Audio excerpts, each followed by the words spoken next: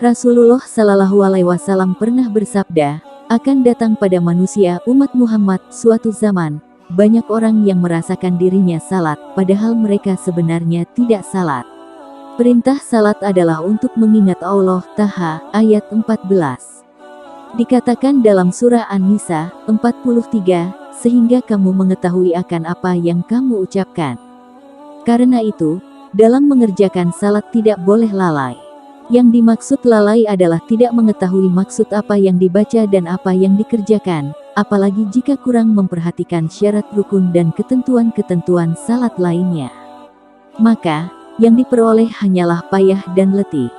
Rasulullah menyatakan, berapa banyak orang yang salat malam keuntungan yang diperoleh hanyalah payah dan letih. Jadi, meskipun merasa dirinya salat, tapi hakikat tidak salat. Dan, ia tidak akan mendapatkan hikmah salat. Salatnya pun tidak menambah dekat kepada Allah, tapi justru sebaliknya. Rasulullah menegaskan, barang siapa yang salatnya tidak dapat mencegah perbuatan keji dan munkar, maka tiada bertambah baginya kecuali semakin jauh dari Allah. Hadits riwayat Ali Ibnu Mabad. Nah, zaman yang diprediksikan Rasulullah tadi tampaknya sudah terjadi kini.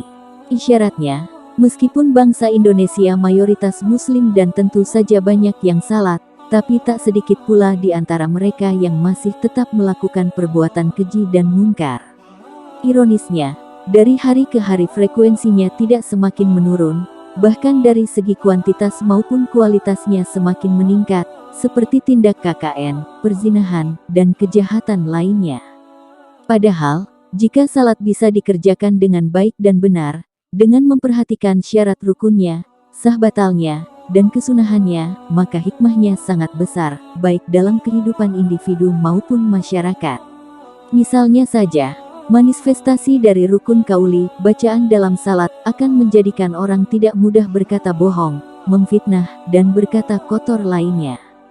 Manifestasi dari rukun fi'li, gerakan dalam salat, tangan tidak akan digunakan untuk menjamah sesuatu yang dilarang agama, dan kaki pun tidak melangkah kecuali yang diridai Allah. Demikian juga anggota tubuh lainnya. Sedangkan manifestasi dari rukun kolbi, kehusukan hati, maka jiwanya tidak akan mudah dihinggapi penyakit rohani, seperti hasud, iri, dengki, dendam, dan sombong.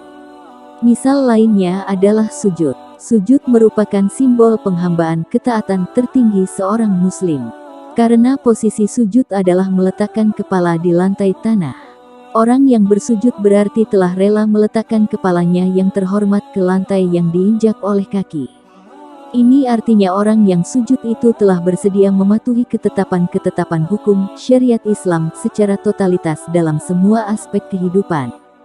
Dengan begitu, secara kontekstual ia pun harus bersujud dalam segala bentuk aktivitas kehidupannya sehari-hari. Misalnya, jika berbisnis harus jujur, tidak menipu, dan tidak mencuri takaran atau timbangan. Jika berpolitik harus mengedepankan moral, dengan tujuan memperjuangkan kaum lemah. Dan, jika menjadi pemimpin ia berusaha mengemban amanah. Rasulullah mengumpamakan orang yang mengerjakan salat 5 kali sehari semalam itu seperti orang yang mandi, untuk membersihkan kotoran yang ada di badan. Kata Rasulullah, bagaimana pendapatmu jika ada sungai di depan rumahmu, lantas kamu mandi di situ sehari 5 kali, apa masih kotor badanmu? Para sahabat menjawab, tidak ada kotorannya sama sekali. Kemudian beliau bersabda, maka, seperti itu juga salat 5 waktu, maka Allah akan menghapus dosa-dosa dengan salat.